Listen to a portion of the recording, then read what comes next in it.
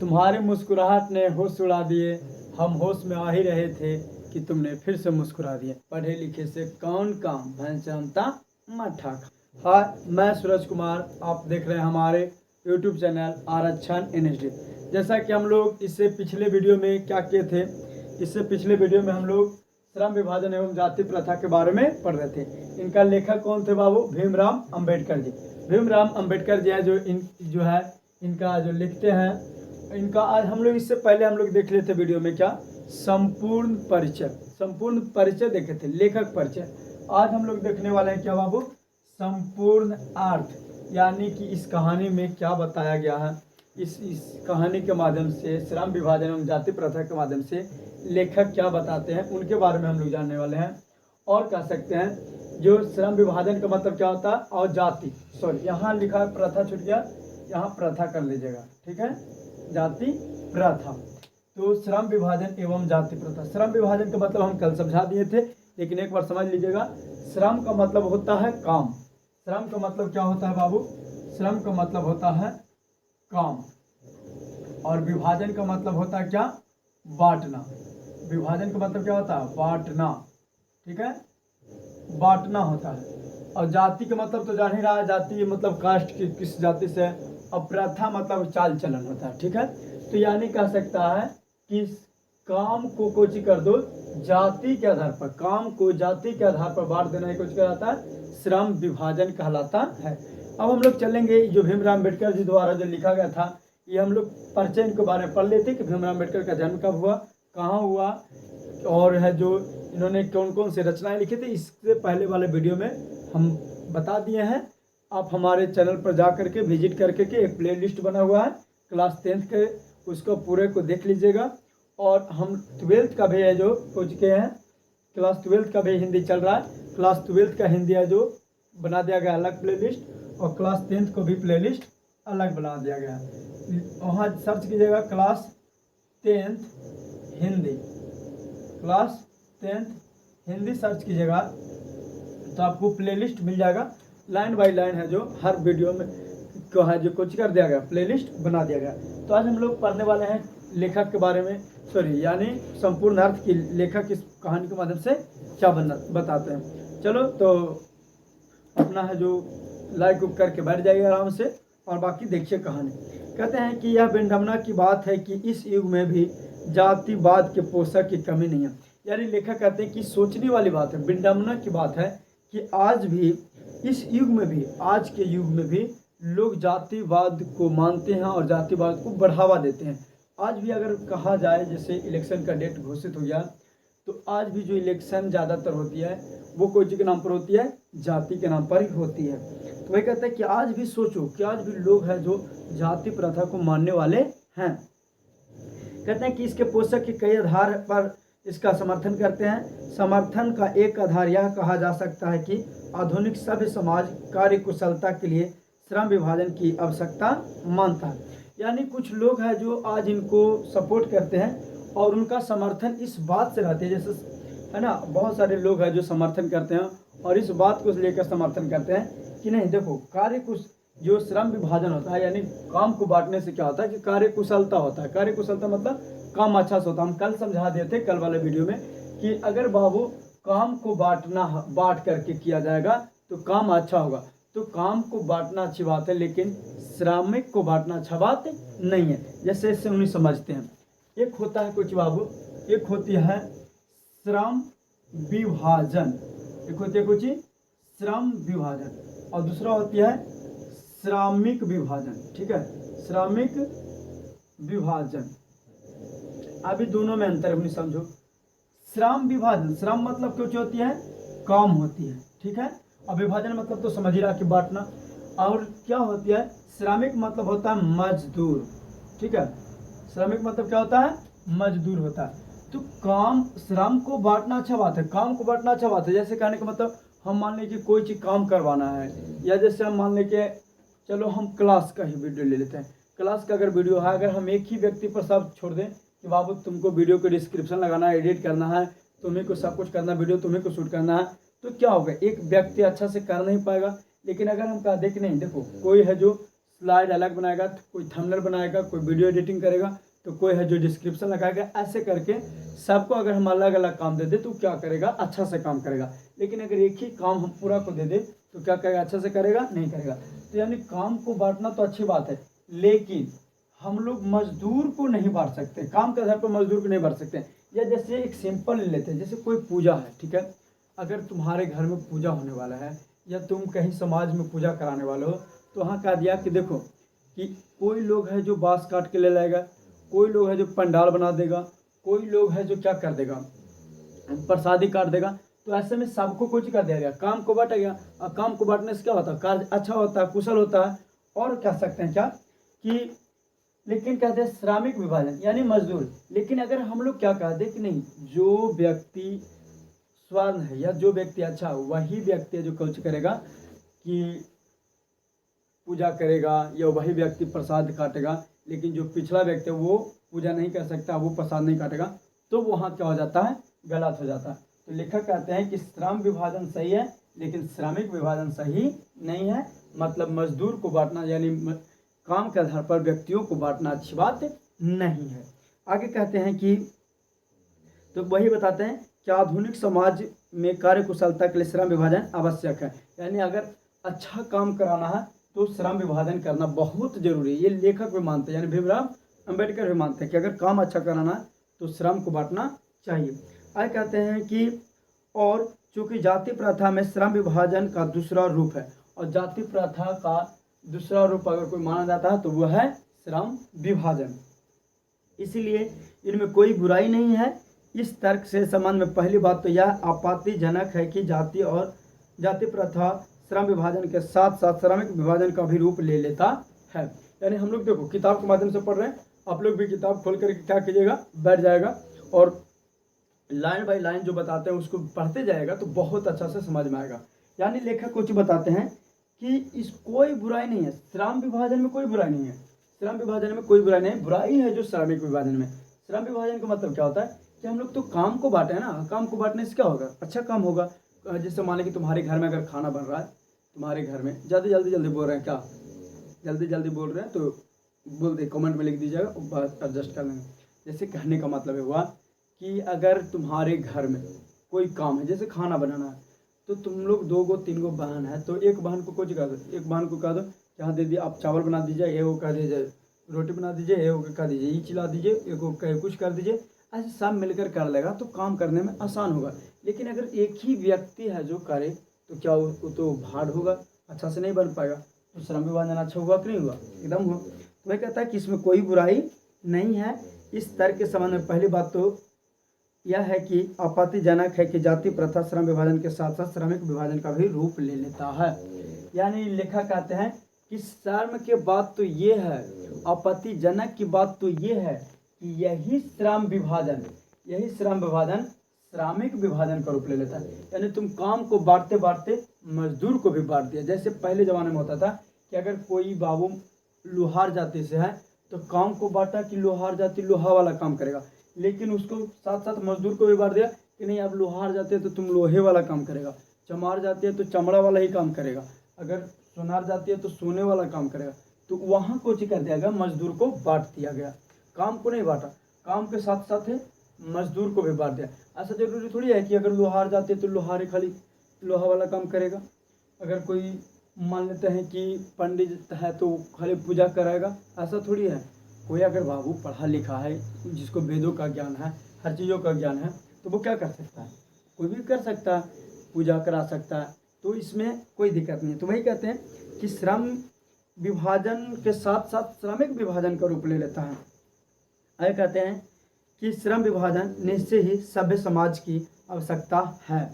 यानी कहते हैं श्रम विभाजन जो है अवश्य ही एक अच्छे समाज के लिए जरूरी है। अच्छा समाज का अगर गठन करना है तो क्या करो, समाज में सभी को काम को बांटो। यानी लेखक कहते हैं कि अगर अच्छे समाज को बनाना है, एक अच्छा तुम लोग एक माहौल बनाना चाहता है तो सभी को काम बांट दो। जैसे कोई समाज में कोई काम होता है ना सार्वजनिक काम, तो सार्वजनिक काम में अगर हो रहा तो सबको अलग अलग बांट दो कि हाँ बाबू तुम ही चिल्ले लाओ, बाबू तुम ही चिल्ले लाओ, बाबू तुम ही चिल्ले लाओ।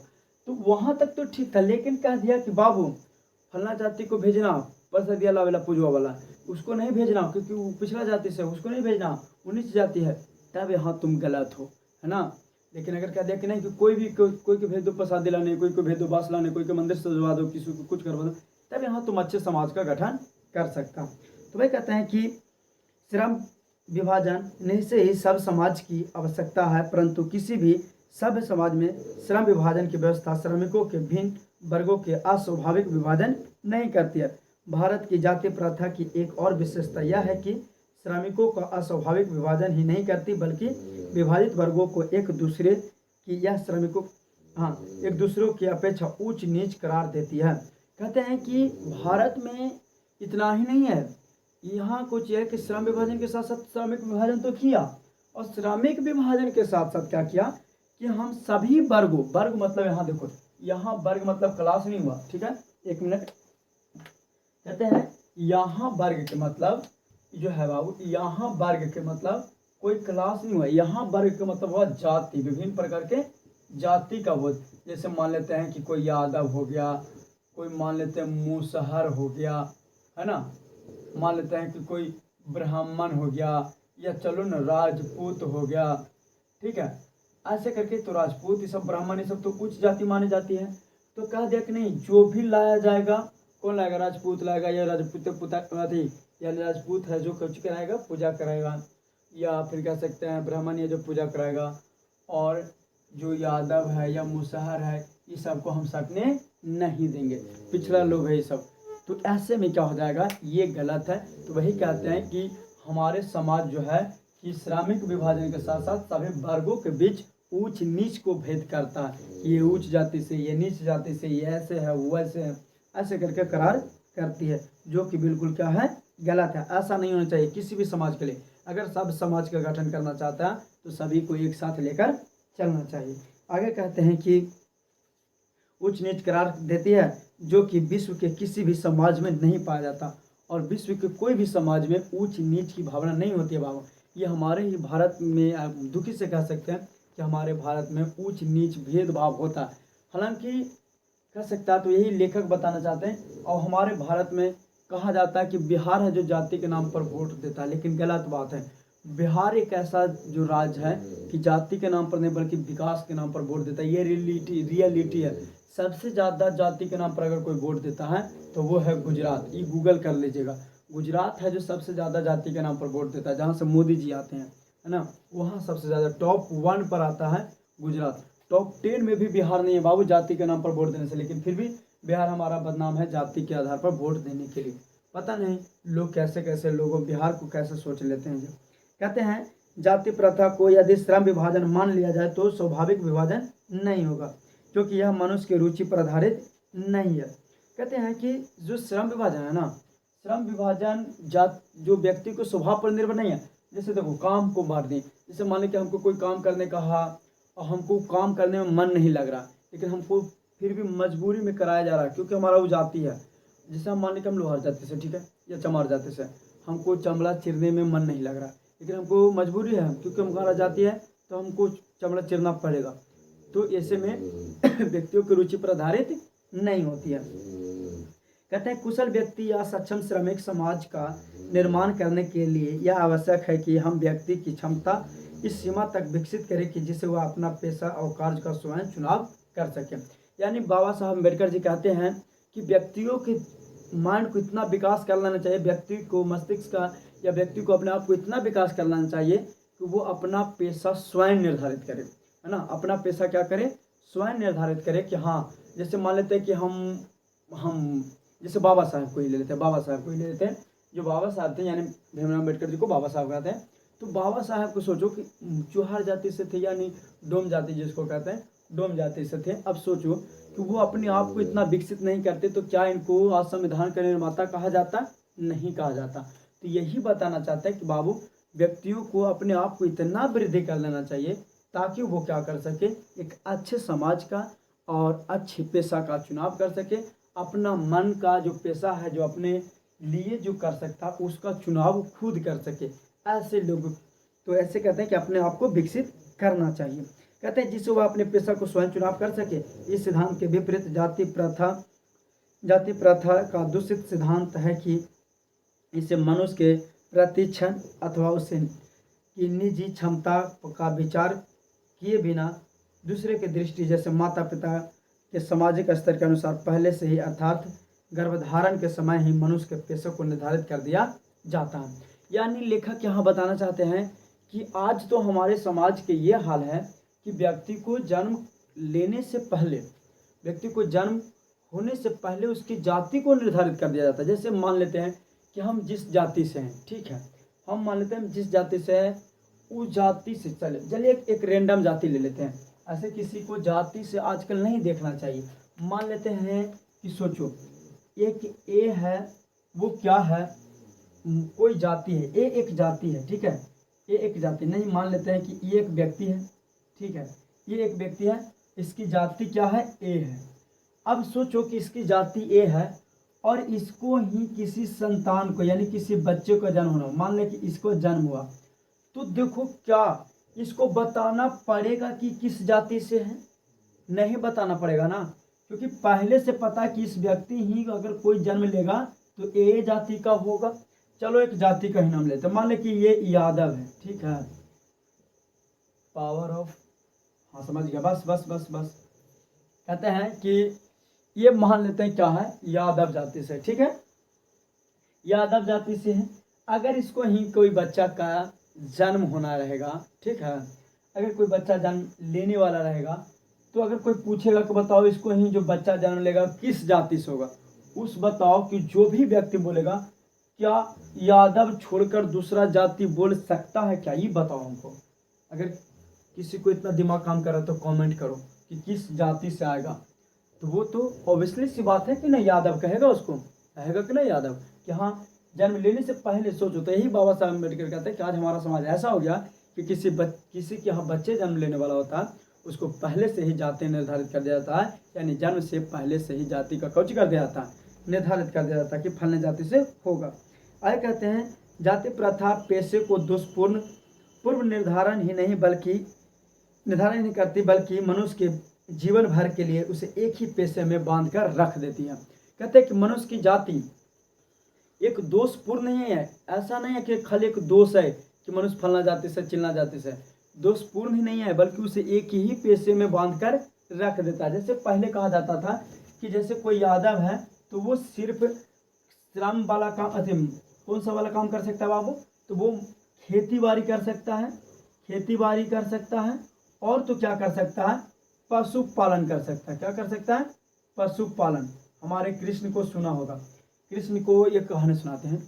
कृष्ण को जब उनके माता जी सब पूछने गए, जो मुनि थे ऋषि मुनि, वो पूछने गए कृष्ण के माता जी से कि बताइए आप कृष्ण को भेजना चाहते हैं पढ़ने के लिए, तो उनकी माता जी कहते नहीं, हमारा बेटा है जो गाय गोरू चरा कर दूध मट्ठा खाकर क्या हो जाएगा, पालन पोषण हो जाएगा यानी वृद्धि कर जाएगा, लेकिन हम कभी भी उसको हम पढ़ने के लिए नहीं भेजेंगे।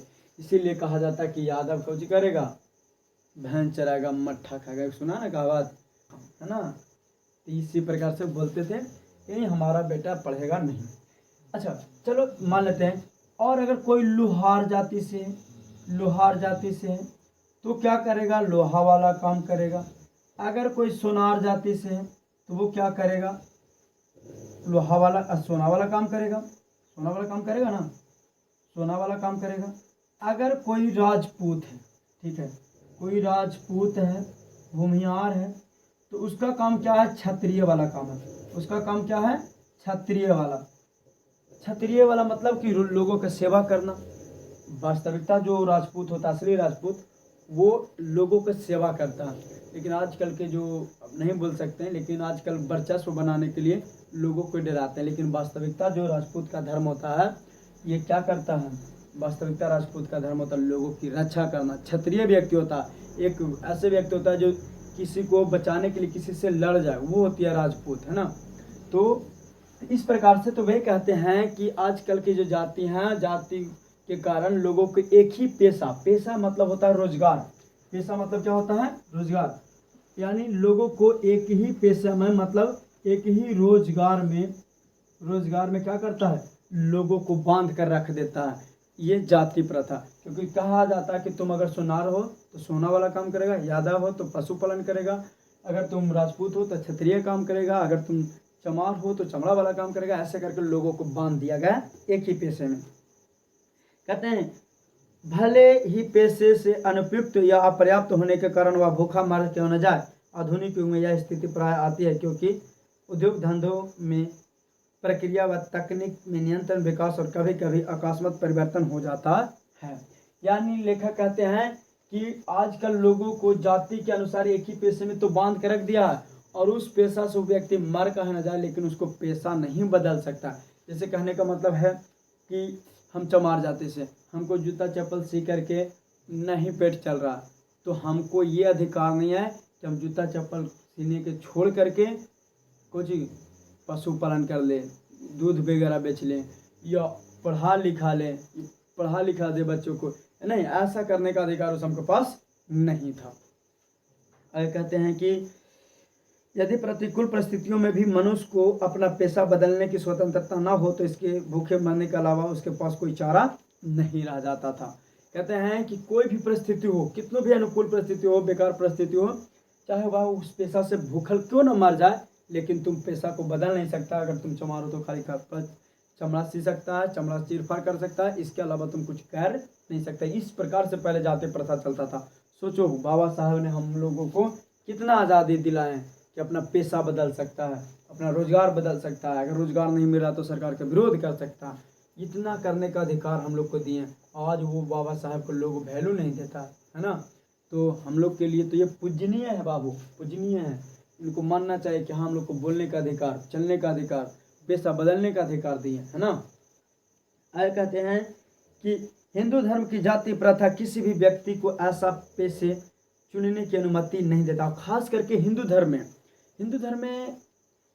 कहते हैं कि लोगों को पेशा बदलने का अधिकार नहीं था, क्योंकि हिंदू धर्म इतना जाति है भाई, इतना जाति है कि कह नहीं सकता। हमारे भारत में लगभग 2900 जातियां हैं, 2900 या 3300 कुछ जातियां हैं।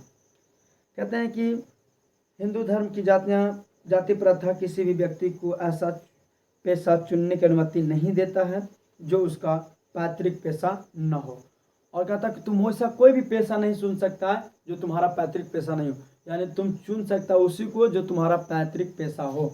अब यहाँ बात आता है कि सर बताइए हुई कि पैतृक पेशा किसको कहते हैं।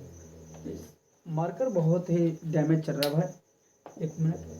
कुछ कहते हैं कि सर बताइए कि पैतृक पेशा क्या है। पैतृक, देखो, पैतृक पेशा उसको कहते हैं जो तुम्हारा पूर्वज मान रहा है, पूर्वज, है ना। तुम्हारा पूर्वज क्या कर रहा है, मान रहे हैं। पूर्वज मतलब कि तुम्हारे दादाजी, पिताजी, उसके दादाजी मानते आ रहे हैं, उनको ही तुमको पेशा चुनना है। तुम उनसे हट करके तुम पेशा को बदल नहीं सकते। लेकिन आज क्या है, हमारे बाबा साहब अम्बेडकर जी जो संविधान लिखे उसमें आज हम लोग को अधिकार दिए कि अगर हमारे पिताजी किसान है, अगर हम पढ़े लिखे हैं तो हम पढ़ा सकते हैं। एक माध्यम है, यूट्यूब पर पढ़ाओ, ऐसे पढ़ाओ, एक माध्यम हो गया है कि नहीं, हम मान लें कि हमारे पिताजी हैं, उनको से किसान के खेत करते हैं, उनको नहीं हो पा रहा, तो हम पेशा को बदल कर हम अपने जीवन का बदलने के लिए स्वयं खड़ा हुआ। जैसे कहा जाता है, एक शायरी है कि व्यक्ति को पढ़े लिखे से कौन काम, भैंसमता मठा। गरीबी घर में जन्म लेना, यानी गरीब ही जन्म लेना गलत बात नहीं है, गरीब बनकर रह जाना गलत बात है। तो इस बातों पर ध्यान रखिए कि हम लोगों को जन्म हुआ गरीब में, लेकिन गरीब मरना नहीं है। कुछ भी हो जाए, वो डायलॉग सुना था ना, यानी KGF का, कि उनको माँ कहते हैं मरते वक्त कि बेटा हम नहीं जानते हैं कि तुम पैसा कैसे कमाओगे। उनकी माँ कहते हैं कि बेटा हम नहीं जानते हैं कि तुम पैसा कैसे कमाओगे, लेकिन एक दिन जब मरोगे तो अमीर बनकर मरना है।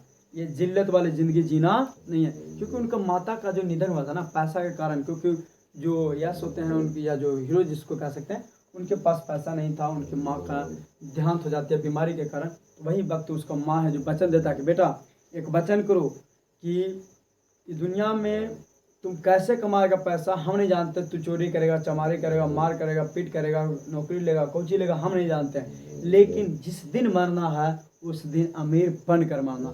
वही से दिन से ठान लेता रहो कि कुछ भी हो जाए हमें अमीर बनना। तो हम लोगों को गरीब जन्म लेना गलत बात नहीं है, गरीब बनकर रह जाना गलत बात है। तो वही कहते हैं कि इनका पैतृक पेशा बदलने का अधिकार नहीं था। कहते हैं कि भले ही वह उसमें परंपरागत हो, इस पेशे को परिवर्तन की अनुमति न देकर जाति प्रथा भारत में बेरोजगारी का एक प्रमुख और प्रत्यक्ष कारण बनी हुई है। और जो है जाति प्रथा है जो भारत में बेरोजगारी का प्रमुख और प्रत्यक्ष कारण बनी हुई है। यहाँ सब्जेक्टिव पूछा जाता है कि बताइए कि जाति प्रथा भारत में बेरोजगारी के कैसा प्रथा बना हुआ है, तो प्रमुख और प्रत्यक्ष कारण बना हुआ है। अगर अच्छा लग रहा है तो वीडियो को लाइक कीजिए और दोस्तों के साथ शेयर कीजिए। इम्प्रूव होते होते अच्छा होने लगेगा। तुम लोग कोई बात नहीं, हम जानते हैं कि तुम लोग है जो उसी को वीडियो देखते हैं जो फेमस है, भले कुछ बताएं ना, हम एक एक्स्ट्रा बताने की कोशिश करते हैं कि ना बच्चों को सिखाए, कुछ ऐसी चीज़ बता दें कि जो हो सके। आज हमारे बाबा साहब ने अगर सोचो कि ये नहीं ठाने होते हैं तो क्या तुम जो मोबाइल से पढ़ रहे हो क्या पढ़ने के अधिकार होता? नहीं होता। ठीक है, तो इसीलिए बाबू अपने अधिकार को पहचानो, अपने अधिकार को पहचानो। वैसे लोगों को विरोध करो जो तुम्हारे जाति के नाम पर, धर्म के नाम पर भड़काता है। कहते हैं इस प्रकार हम देखते हैं कि श्रम विभाजन की दृष्टि से भी जाति प्रथा गंभीर दोष से युक्त है। जाति प्रथा का श्रम विभाजन मनुष्य की स्वेच्छा पर निर्भर नहीं करती है। कहते हैं कि मनुष्य की व्यक्तिगत भावना और व्यक्तिगत रुचि का इनमें कोई स्थान अथवा महत्व नहीं है। कहता है कि जो जाति प्रथा है व्यक्तियों के रुचि पर निर्भर नहीं है। तुम चाहेगा कि हमको ये चीज़ करना है कि मन है, ये चीज़ नहीं करने का मन है, कोई उपाय नहीं बाबू। तुमको तुम्हारा जो पैतृक पेशा जो तुम्हारा पूर्वज मानते आ रहे हैं उन्हीं को मानना होगा। तुम चाह कर भी रुचि बदल नहीं सकता है। रुचि मतलब अपना जो अंदर की आत्मा जो कह रहा है कि हम ये चीज़ करेंगे वो चीज़ तुम कुछ नहीं कर सकते हो, है ना। कहते हैं कि इस आधार पर हमें यह स्वीकार करना पड़ेगा कि आज के उद्यमों में गरीबों को उत्पीड़न उनकी बड़ी समस्या जितनी यह है कि लोग निर्धारित कार्य की अभिरुचि के साथ केवल व्यवस्था पूर्वक रहते हैं। कहते हैं कि जाति प्रथा में लोग एक अरुचि पूर्वक, जिनको कोई रुचि नहीं है और विवश रूप में रहते हैं। आज जो लोग हैं वो अरुचि पूर्वक विवश में रहते हैं। कहते हैं कि ऐसी स्थिति स्वतः मनुष्य के दुर्भावना से ग्रस्त रहकर टालू काम करने के लिए प्रेरित करते हैं। लेकिन अगर कोई व्यक्ति को एक ही पेशा में बांध कर रख देगा तो इससे क्या होगा कि काम पर प्रभावित होगा। कारण क्या है, जैसे मान लेते हैं कि अगर लोहार जाति को ही ले लेते हैं, कोई लोहार जाति है उसको ही तुम गया लोहा वाला काम कराने और तुम जान रहा है कि जब भी लोहा वाला काम करेगा तो कौन करेगा? लोहार ही करेगा। तो क्या करेगा? काम को डिले करेगा, काम को इग्नोर करेगा कि नहीं करेगा? एकदम करेगा कि अरे चल न रे, हमरे तो कर ही ला है, हम ना लोहा वाला काम करबी तो कौन कर देते? जैसे हम हंसुआ ना पजेबी तो दूसरा पजा जाता है, क्योंकि पैसा हमारा है तो कौन काम करेगा? हम ही करेंगे। लेकिन अगर यही कंपटीशन रहता, सब लोग पजाते हैं तो कहा जाता नहीं रे हम नहीं पजाएंगे तो फलना पजा देते, तो ऐसे में काम जल्दी होता। लेकिन जब लोगों को एक ही पेशा में बांध देगा तो काम को ऐसे लोग कुछ करने लगेंगे, टालने लगेंगे। जैसे कहने का मतलब कि अगर यूट्यूब कहा दिया जाता है कि यूट्यूब पर वही लोग पढ़ा सकते हैं जो बहुत ज़्यादा ये है वो है, वही लोग पढ़ा सकता है और छोटे लोग नहीं पढ़ा सकता। तो ऐसे में क्या होता है कि हम लोग जैसे व्यक्ति को देखने को मिलता नहीं मिलता। इसलिए लाइक करो, शेयर करो। बाबू सोचो कि तुम लोगों के लिए हम कितना बजे है जो क्या किए हैं, यानी 1:15 हो रहा है। अगर घड़ी दिखाया जाए, ओ शायद बंद हो गया, रुक जाओ 1 मिनट। देखो 1:15 हो गया। तुम लोग के लिए 1:15 में हम क्या करें? रात का 1:15 हुआ है, रात का 1:15 हो रहा है। देखिए 1:15 हो रहा है रात का, और यहाँ हम कुछ कर रहे हैं, वीडियो बना रहे हैं। घड़ी इस समय वीडियो बना रहे हैं, किसके लिए? तुम्हारे लिए, ताकि क्या हो अच्छा से पढ़ सकें, है ना। इस लाइट प्रॉपर तुम लोग कुछ आवाज़ भी जा रहे होंगे, उधर व्यक्ति सोए हुए हैं और हम वीडियो चालू कर लें तो होती है प्रॉब्लम। ज़िंदगी में कष्ट करेगा तबे कुछ बनने वाला है। बाकी तुम लोग को अच्छा लग रहा होगा तो वीडियो शेयर कीजिए। ये मेहनत है, उसको एक दिन रंग तो लाएगा, हिम्मत तो नहीं हारने वाले हैं। कुछ भी करो तुम लोग, शेयर करो या ना करो, लाइक करो या ना करो, सब्सक्राइब करो या ना करो, लेकिन हिम्मत तो नहीं हारने वाले हैं। 1 बज जाए, 2 बज जाए, 3 बज जाए, लेकिन प्रतिदिन एक वीडियो जाएगा। एक चैप्टर क्लास 10th की जाएगी तो एक चैप्टर क्लास 12th की जाएगी। ऐसे करके हम रेंडम है जो वीडियो बनाते रहेंगे। तुम लोग शेयर करो, लाइक करो और सब्सक्राइब करो। चलो करो जल्दी, आगे चलते हैं। कहते हैं कि इस आधार पर हम यह स्वीकार करना पड़ेगा कि आज के उद्योगों में गरीबों की उत्पीड़न की सबसे बड़ी समस्या जितनी यह है कि बहुत से लोग निर्धारित कार्य में अभिरुचि के साथ केवल व्यवस्था पूर्वक रहते। चलो यहाँ तो पढ़ देते, हाँ ठीक है। यानी यहाँ लोग हैं जो क्या करता है, अरुचिपूर्वक विवश में रहते हैं। आगे कहते हैं कि रहते हैं ऐसी स्थिति में मनुष्य को दुर्भावना से ग्रस्त रहकर टालो काम करने की। ऐसी स्थिति में क्या होता है, व्यक्तियों को काम को टालने के लिए आदत लग जाती है, क्योंकि जान रहा है कि हाँ जो भी काम करना हमरे करना है, तो काम को टालना कुछ कर देगा, शुरू कर देगा। ऐसा सोचो जैसे मान लेते हैं कि यूट्यूब पर सिर्फ हम रहते हैं, तो क्या ऐसे इतना रात की वीडियो बनाते हैं, अरे छोड़ ना रे, हम ना डालें तो कौन डाल देते हैं, छोड़ दें। लेकिन नहीं, हम सोच रहे हैं कि नहीं भाई कंपटीशन ज़्यादा है, हम नहीं डालेंगे तो हमारे जो सब्सक्राइबर है वो रुक जाएगा, हमारे जो बच्चे हैं वो इंतजार करते रहेंगे, क्योंकि उनके पास कोई ऑप्शन नहीं है। लेकिन आज तुम लोगों के पास बहुत सारे ऑप्शन हैं। नहीं कहते कि एक हमें से पढ़ो, जिनसे भी स्तर लगे उनसे पढ़ो, लेकिन पढ़ो। एक टीचर वही होते हैं जो हर किसी को भलाई चाहते हैं। टीचर वो नहीं होते हैं कि फलना तो तू ऐसे गया, चिल्ला को बुराई कर रहा है फलना। हम किसी को बुराई नहीं करते बाबू, सब अपना अपना महान है, सब मेहनत करता है। जिस प्रकार से हम मेहनत करते हैं, हमसे कई लोग भी ज़्यादा मेहनत करते हैं। हम क्या, हम तो कुछ नहीं मेहनत कर रहे हैं। तो इस प्रकार से कहते हैं कि ऐसी स्थिति में स्वतः मनुष्य के दुर्भावना से ग्रस्त टालू कम करने के लिए कहते हैं, प्रेरित करते हैं। ऐसी स्थिति में जहाँ हम काम करने वाले का दिल लगाते हैं, कहते हैं कि ऐसी स्थिति में जहाँ काम करने वालों का ना दिल लगता है ना दिमाग लगता, कोई कुशलता कैसे प्राप्त किया जा सकता।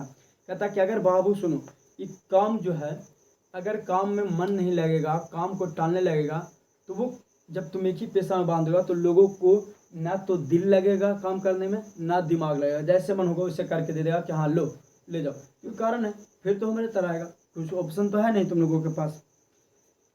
कहते अतः यह निर्विवाद रूप से सिद्ध हो जाता है कि आर्थिक पहलू से भी जाति प्रथा हानिकारक प्रथा है। यानी ये बहुत ही हानिकारक प्रथा, क्योंकि यह मनुष्य की स्वाभाविक प्रेरणा, रुचि व आत्मशक्ति को दबाकर उन्हें अस्वाभाविक नियमों में जकड़ कर रखता है। कहते हैं कि ये मनुष्य के आत्म स्वभाव को दबा करके, मनुष्य के आत्म स्वभाव को दबा करके उसको क्या करता है, रोकने का काम करता है। चश्मा लगा लेते हैं क्योंकि लाइट मारता है तो आँख पर ज़्यादा भर पड़ता है, यही कारण है कि लगे ले रहते हैं। इससे क्या होता है, इससे कम लाइट मारता है, इससे प्रभाव नहीं पड़ता है आँख पर। लेकिन आँख भी है जो दर्द देने लगता है, क्योंकि इतना लेट कर जागना हमेशा आसान तो नहीं होता। फिर सुबह में क्या करते हैं, ऑफलाइन क्लास लेना पड़ता है दिन भर, इसीलिए प्रभाव ज़्यादा होने पड़ता है। कोई बात नहीं। कहता है कि अब मैं समस्या के रचनात्मक पहलू को लेता हूँ। मेरे द्वारा जाति प्रथा की आलोचना सुनकर आप लोग मुझसे यह प्रश्न पूछना चाहेंगे कि यदि मैं जाति के विरोध में हूँ तो मेरे दृष्टि में आदर्श समाज क्या है। यानी अब कभी आप लेखक अपने आप को कहते हैं कि ठीक है, आप लोग इस समस्या को देखकर जरूर पूछेंगे कि ठीक है, अगर जाति प्रथा यानी जाति प्रथा का विरोध में तो समाज के लिए अच्छे क्या होगा, समाज के लिए क्या है जो सबसे अच्छा होगा, कौन सी दृष्टि है, कौन सा आदर्श है जो आप देना चाहते हैं। तो बाबा साहब कहते हैं कि मेरा उत्तर होगा कि मेरा आदर्श समाज स्वतंत्रता, समानता और भ्रातृत्व के आधार पर हो।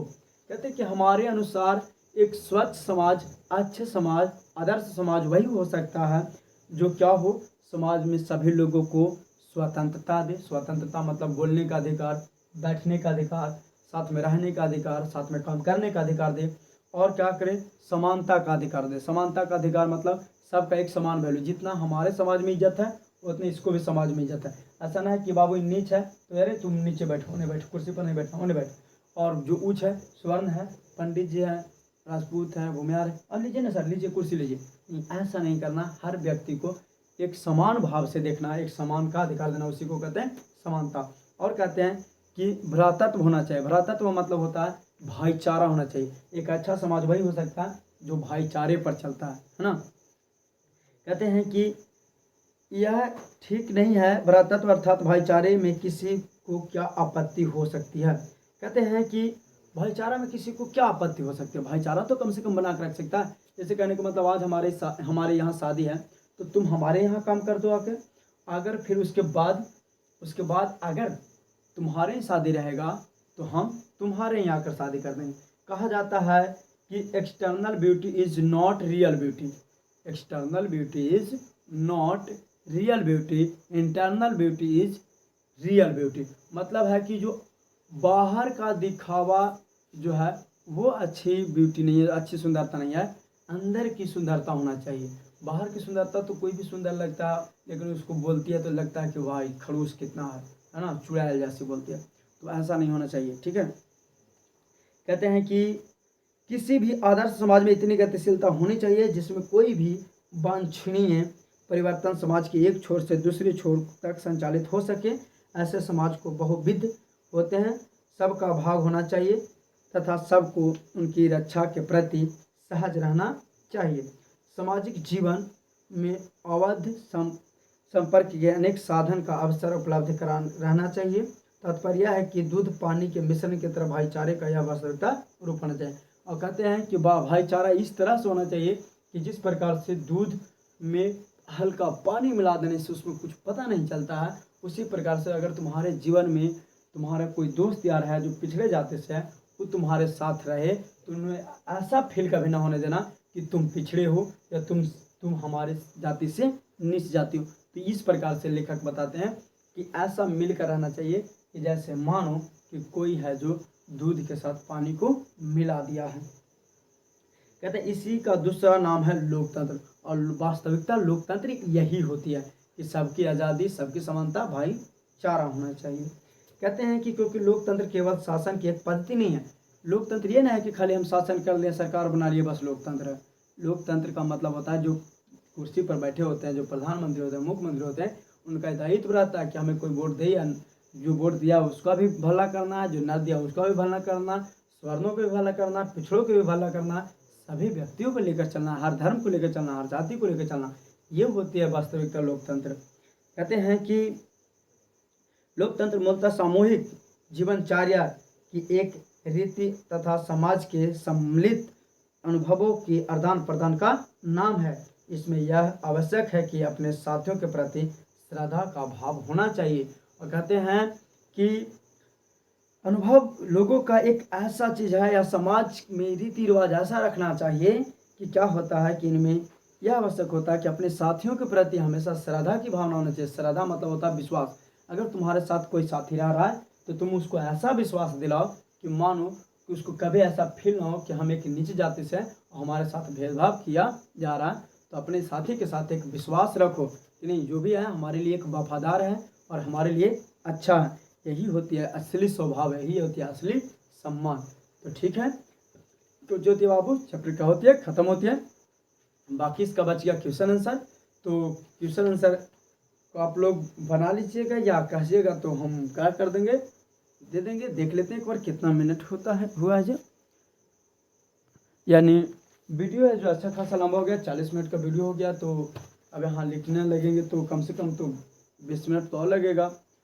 तो अब इतना तक रहने देते हैं, टाइम भी एक्सेस हो गया, 1:30 बज गया है। तो रहने देते हैं, एक अगला वीडियो बना देंगे छोटा सा और उसका कर देंगे, पोस्ट कर देंगे, आप लोग देख लीजिएगा और लिख लीजिएगा।